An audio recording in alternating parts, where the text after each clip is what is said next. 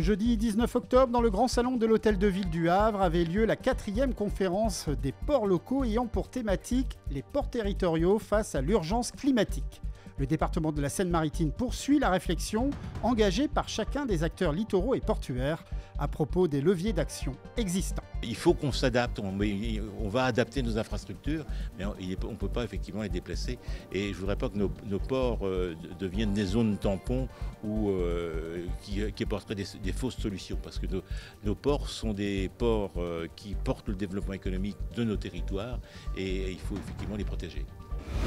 Face à la précarité menstruelle, le Conseil départemental a voté en juin dernier la mise à disposition de protections périodiques aux 22 collèges volontaires pour cette expérimentation, dont le collège André Rimbaud de Doudeville fait partie.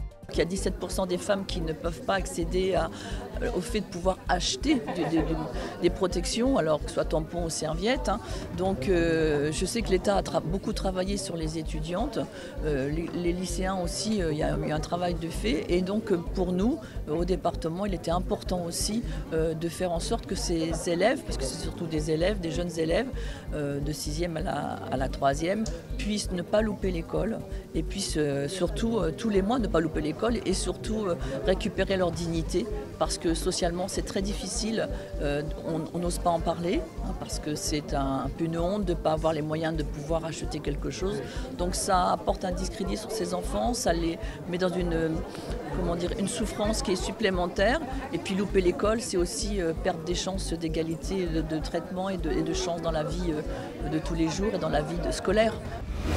Avec une remarquable fréquentation de plus de 32 000 visiteurs, le département de la Seine-Maritime prolonge jusqu'au 7 janvier 2024 l'exposition Le Spleen d'Ulysse de Nikos Aliagas, exposée depuis le 8 juin dernier au logis abbatial de Jumièges. Et voilà. Le 21 octobre dernier, Bertrand Bélanger, président du département de la Seine-Maritime, accompagné d'Alain Basile, vice-président en charge des infrastructures, des ports et du littoral, ainsi que de nombreux élus, est venu inaugurer le chantier naval du port de Fécamp, qui a pour objectif de répondre aux besoins de proximité des pêcheurs et des plaisanciers pour l'entretien de leurs navires.